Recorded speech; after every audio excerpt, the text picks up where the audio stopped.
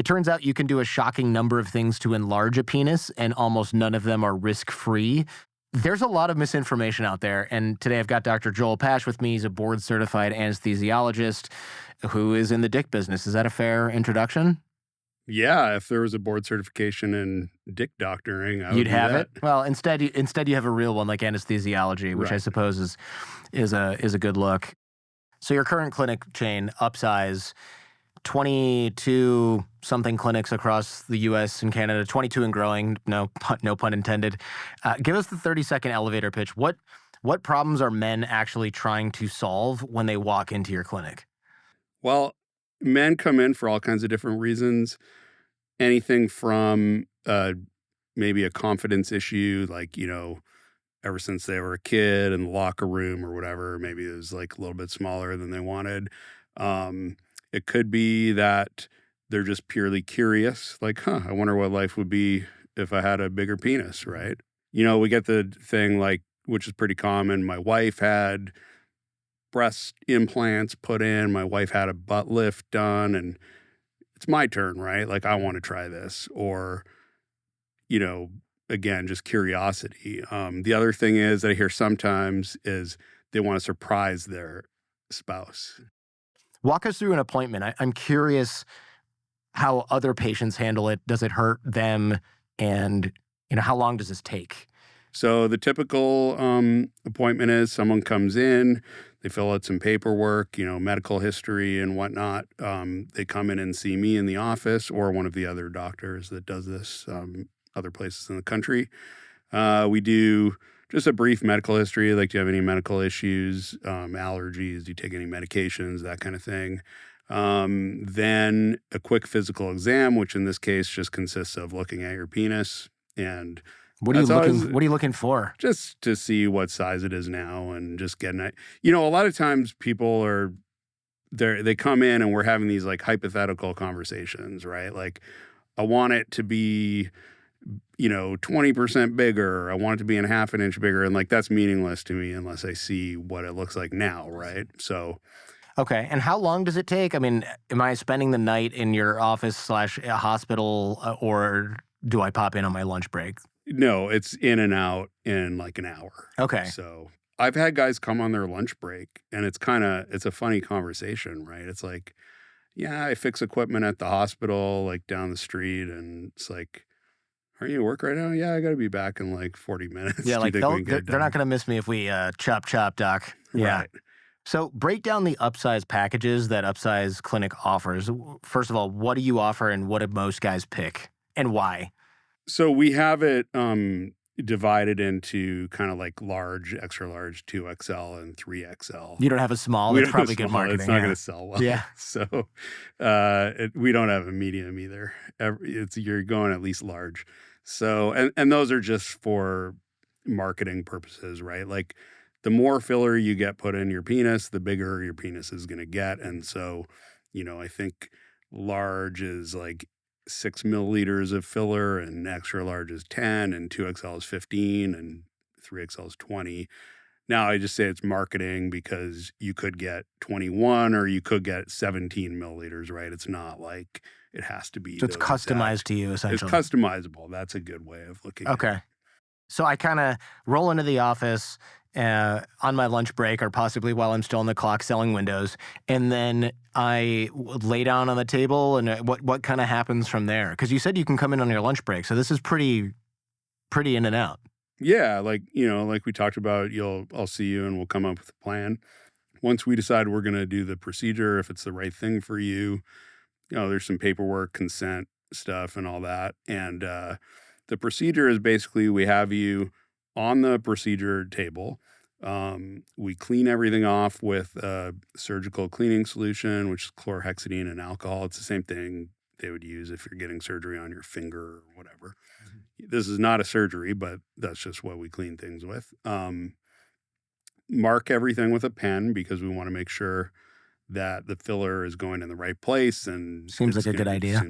There's some artistry, right? Like, you want to make sure you're drawing designs on the penis. Not exactly that, but some, the penis.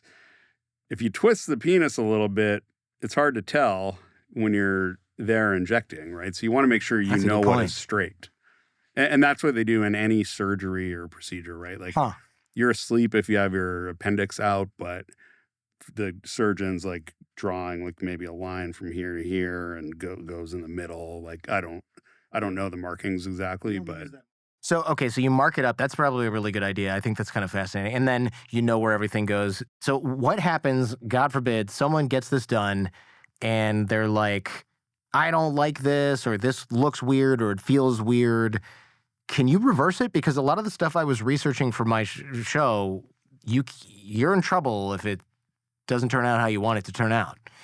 yeah, this stuff that we use, you actually can reverse, and that's the reason why we use it. I see. So the downside is that some people are concerned that it's not permanent, right? Right. Like everyone wants some perfect thing that is going to be really inexpensive and last forever.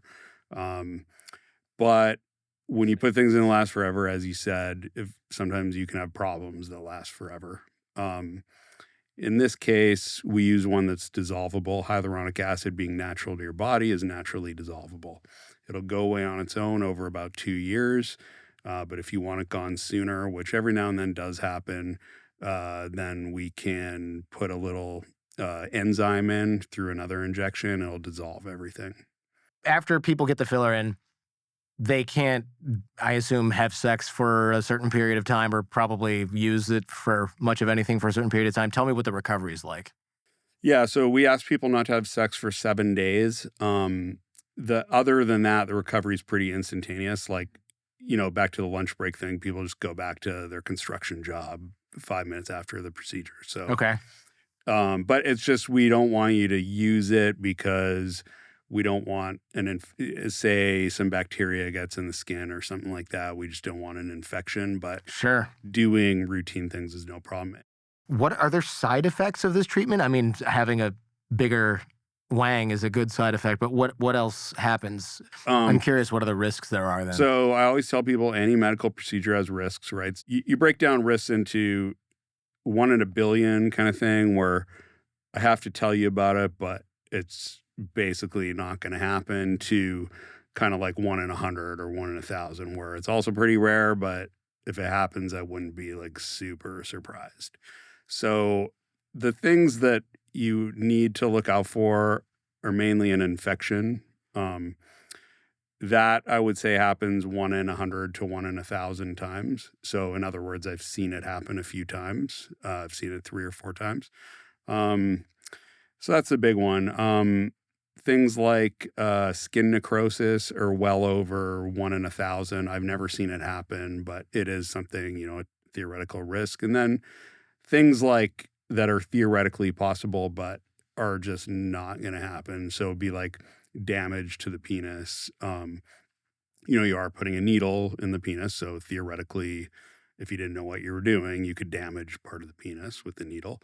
So there's that. There's, you could damage the urethra, inject into the veins or the arteries, which could cause like a medication reaction.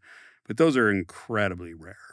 The filler packages, this is 2025 pricing. So if you're watching this in 5 years, listening to this in 5 years, this is subject to change. But large, around 4,000, extra large, around 6,000, 2XL around 9,000, 3XL around 10, 11,000. Again, customizable. Some people might say, what the heck? I can't swing that all at once, or my wife's going to kill me. Can you finance something like this, or is that too ridiculous? You totally can finance it. There's all of our offices have different financing options, but essentially you need reasonable credit and you just go to the website and you can fill out the financing application. Most of the time they approve you right there. What about insurance? I think a lot of people are probably curious if insurance covers this. I'm going to guess no. I'm going to guess State Farm is not overly concerned or Kaiser Permanente is not overly concerned with the size of one's penis.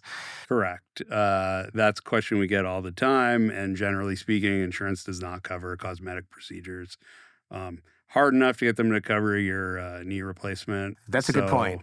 That's a good point. Probably, yeah, it's going to be a rainy day before insurance starts paying for dick enlargements. But the Or breast financing, implants for that. but they got the financing. You got the financing on the website. So if insurance doesn't cover it, you can still cover it out of pocket with financing. Fertility risk? Pretty much zero. Okay. So there's a few things. First of all, if you know your anatomy and you're doing this procedure, which we all do know our anatomy, we're not putting any needles or cannulas or anything near any structures that could be damaged, or that are likely to be damaged. And we're using the cannula, so even if you did put it in the wrong place, it'd be very difficult to damage something with it. Gotcha. And now, what if I'm like, okay, look, I either don't have enough to cover this, or I want to do a little bit now and see how I like it because I don't want to overshoot the mark. Can I add more later? Sure, yeah. How's that work? Yeah, so since it's a customizable procedure, it's reversible, and it can be added on to. You can come back, and this happens all the time. Someone's like, you know what, I just want just a very slight amount of gain, and we do it, and then they come back 3 weeks later, and they're like, that was awesome. Do it again. I need more. Hit me one more time. Okay, got it. That's good to know. So people can find vetted providers at upsizematters.com. If you could give one piece of advice to a guy debating enlargement right now, what would it be?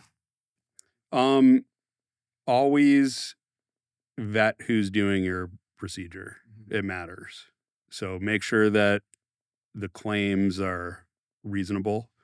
Like, oh yeah, we can add 4 inches in length and it's going to last forever and look perfect. That's not reasonable. Sure. So research what you're doing and vet your doctor. Make sure they're experienced and know what they're doing.